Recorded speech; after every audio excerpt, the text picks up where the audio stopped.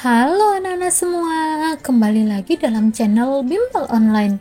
Bagaimana kabar kalian semua?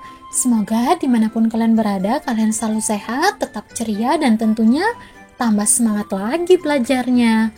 Nah anak-anak, di video pembelajaran kali ini, sebelum kita lanjut, jangan lupa di subscribe dulu ya, agar anak-anak tidak ketinggalan akan video-video terbaru di channel Bimbel Online ini. Yuk, di subscribe dulu. Anak-anak semua, di video pembelajaran kita kali ini, kita akan sama-sama membahas dan mempelajari pelajaran IPAS untuk kelas 4 semester 2, yaitu bab 7, bagaimana mendapatkan semua keperluan kita, dengan topik B, yaitu bagaimana aku memenuhi kebutuhanku. Anak-anak sudah siap? Kalau sudah siap, yuk kita sama-sama belajar dan membahasnya bersama-sama. Anak-anak, tujuan pembelajaran kita kali ini yaitu mengenal nilai uang sebagai alat tukar dalam jual beli. Nah, anak-anak, yang pertama kita akan bahas masa sebelum uang ditemukan. Pada awalnya, setiap orang berusaha memenuhi kebutuhan hidupnya melalui usaha sendiri. Usaha yang dilakukan antara lain adalah berburu, membuat pakaian sendiri dari bahan-bahan sederhana, serta mencari buah-buahan untuk dikonsumsi sendiri. Nah, perkembangan selanjutnya, manusia dihadapkan pada kenyataan bahwa apa yang dilakukannya tidak cukup memenuhi seluruh kebutuhannya. Keterbatasan kebutuhan, kondisi geografis, dan sumber daya alam memaksa manusia untuk bertukar barang kebutuhan pada masa itu. Anak-anak, tahukah kalian, sebelum uang ditemukan, manusia melakukan pertukaran antara barang dengan barang dari kelompok yang saling membutuhkan. Inilah yang menjadi cikal bakal sistem barter. Apa sih sistem barter itu? Sistem barter adalah sistem tukar barang yang digunakan sebagai pemenuhan kebutuhan manusia pada masa sebelum uang ditemukan. Anak-anak, inilah kelebihan-kelebihan dari adanya sistem barter. Yang pertama, cukup mudah karena hanya bertukar suatu barang dengan barang jenis lainnya. Yang kedua, mendapat barang bernilai di atas barang yang ditukar. Yang ketiga, adanya keinginan yang sama, yaitu keinginan saling bertukar barang. Dan kelebihan yang keempat adalah barang dapat ditukar berdasarkan kesepakatan. Inilah kelebihan dari sistem barter. Anak-anak, dengan adanya kelebihan dari sistem barter, pasti ada kelemahan dari sistem barter sendiri.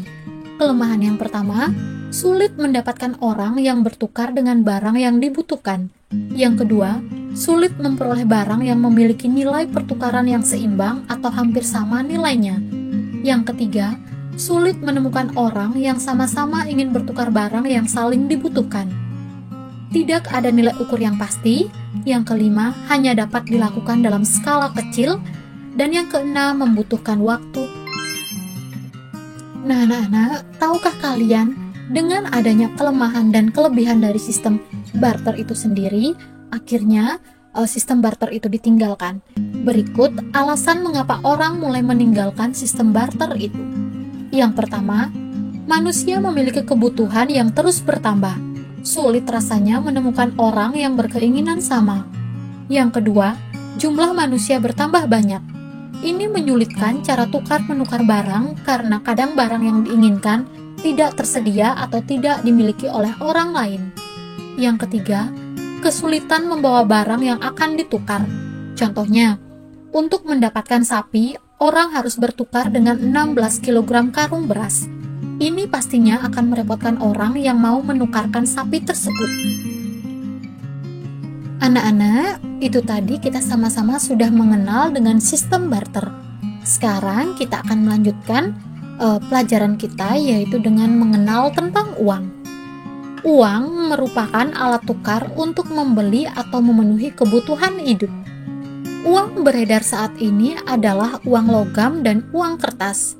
Namun, dahulu uang tidak begitu saja ada. Uang berubah menurut perkembangan zaman. Uang barang ditinggalkan, beralih pada barang atau logam mulia seperti emas, perak, dan tembaga. Namun juga ditinggalkan dan kemudian beralih ke uang logam, sesuai dengan perkembangan zaman dan kebutuhan. Ada dua jenis fungsi dari uang. Yang pertama, fungsi asli. Fungsi asli dari uang adalah uang sebagai nilai tukar dan digunakan sebagai nilai yang dapat ditukarkan untuk mendapat suatu barang atau kebutuhan. Fungsi asli yang kedua, uang sebagai alat ukur dan digunakan sebagai nilai hitung besaran suatu barang atau kebutuhan. Contohnya, dia ingin membeli sebuah tas senilai Rp50.000. Ini menunjukkan dia cukup membayar dengan senilai Rp50.000 saja. Jenis fungsi uang yang kedua adalah fungsi turunan. Uang sebagai alat pembayaran dan untuk membayar tanpa ditukar dengan benda, jasa, atau barang apapun. Contohnya, membayar pajak kendaraan bermotor atau pajak bumi dan bangunan.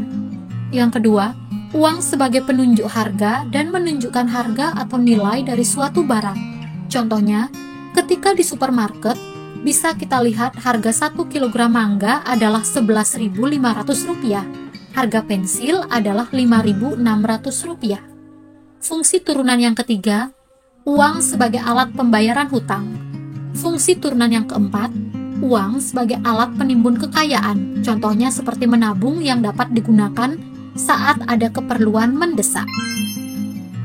Nah, anak-anak, itu tadi kita sudah membahas tentang fungsi uang. Sekarang kita akan sama-sama mempelajari jenis uang. Berdasarkan pengelompokannya, jenis uang dibagi menjadi 4, yaitu yang pertama berdasarkan bahan pembuatnya. Uang logam terbuat dari logam, emas, atau perak dan nominalnya kecil, seperti Rp100, Rp200, Rp500, dan Rp1.000. Yang kedua, uang kertas dibuat agar tidak mudah robek, luntur, dan tahan terhadap air. Nominalnya besar, contohnya pecahan Rp10.000, Rp20.000, Rp100.000, Rp5.000, dan Rp2.000. Jenis uang yang kedua adalah berdasarkan nilai. Yang pertama, bernilai penuh, merupakan uang yang nilai intrinsiknya sama dengan nilai nominal. Misalnya, nilai emas pada uang logam Rp500 bernilai sama dengan nominalnya. Yang kedua, tidak bersifat penuh, yaitu nilai intrinsik lebih kecil dari nilai nominal. Biasanya terdapat pada jenis uang kertas. Jenis uang yang ketiga berdasarkan lembaga yang menerbitkan. Yang pertama, uang kartal. Uang kartal diterbitkan oleh Bank Sentral, yaitu Bank Indonesia, serta digunakan oleh seluruh masyarakat dalam bentuk logam dan kertas. Yang kedua, uang giral. Uang giral diterbitkan oleh bank umum dalam bentuk cek atau biliet giral. Nah, anak-anak, inilah perbedaan dari uang kartal dan uang giral. Yang pertama, berlaku dan digunakan di seluruh lapisan masyarakat. Sedangkan uang giral berlaku dan hanya digunakan di kalangan masyarakat tertentu saja. Perbedaan yang kedua, uang kartal nominalnya sudah tertera dan terbatas. Sedangkan uang giral, nominalnya harus ditulis terlebih dahulu sesuai dengan kebutuhan dan nominalnya tidak terbatas. Perbedaan yang ketiga, uang kartal dijamin oleh pemerintah, sedangkan uang giral hanya dijamin oleh bank yang mengeluarkan saja. Perbedaan yang keempat, uang kartal ada kepastian pembayaran seperti yang tertera dalam nominal uang. Sedangkan uang giral belum ada kepastian pembayaran dan lembaga yang mengeluarkannya. Itulah anak-anak tadi perbedaan antara uang kartal dan uang giral.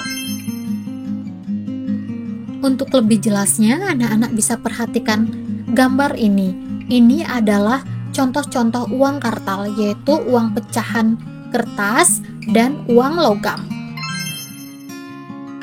Nah, anak-anak, itu tadi contoh dari uang kartal. Kalau yang ini, di gambar ini adalah contoh dari uang giral, yaitu ada giro, kartu kredit, wesel, dan cek. Kita lanjut ke jenis uang yang nomor 4 berdasarkan kawasan. Yang pertama, uang lokal hanya berlaku di suatu negara tertentu. Misalnya, mata uang peso hanya dapat digunakan di negara Filipina. Dan contoh yang kedua, rupiah. Rupiah hanya digunakan di negara Indonesia. Yang kedua, uang regional berlaku di suatu kawasan yang lebih luas daripada uang lokal. Misalnya, mata uang euro dapat digunakan untuk beberapa negara yang ada di benua Eropa seperti Jerman, Spanyol, Austria. Dan yang ketiga, uang internasional yang berlaku di seluruh wilayah dunia sebagai standar pembayaran. Contohnya US dollar. Nah, anak-anak, uang yang telah disepakati oleh masyarakat juga harus memenuhi 7 syarat. Syarat-syaratnya sebagai berikut.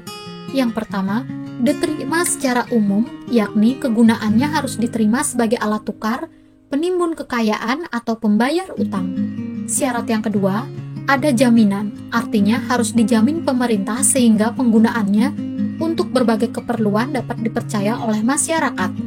Syarat yang ketiga, nilainya stabil, artinya tidak naik turun. Syarat uang yang keempat, mudah disimpan, yaitu bentuk fisik uang tidak terlalu besar atau membutuhkan tempat penyimpanan yang besar. Syarat uang yang kelima, mudah dibawa, yaitu uang mudah dipindah alihkan dan tidak menyulitkan pengguna untuk membawanya bepergian. Syarat uang yang keenam, tidak mudah rusak agar dapat digunakan atau tahan untuk jangka waktu yang lama.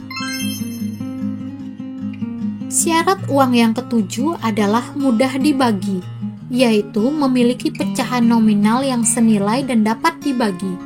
Contohnya, uang Rp100.000 dapat dipecah menjadi 2 lembar uang Rp50.000 atau 1 lembar uang Rp50.000, 2 lembar uang Rp20.000 dan 1 lembar uang Rp10.000. Fungsi pecahan nominal ini untuk memudahkan pengembalian uang dalam suatu transaksi. Nah, anak-anak, terima kasih sudah sama-sama belajar dan terima kasih sudah menonton video pembelajaran kita kali ini, yaitu bab 7, bagaimana aku memenuhi kebutuhanku, dengan tujuan pembelajaran mengenal nilai uang sebagai alat tukar dalam jual beli. Tetap semangat dan tentunya semoga anak-anak tetap ceria dimanapun kalian berada, selalu sehat. Sampai jumpa di video selanjutnya. Jangan lupa like, komen, dan subscribe agar tidak ketinggalan akan video-video terbaru dalam channel Bimbel Online.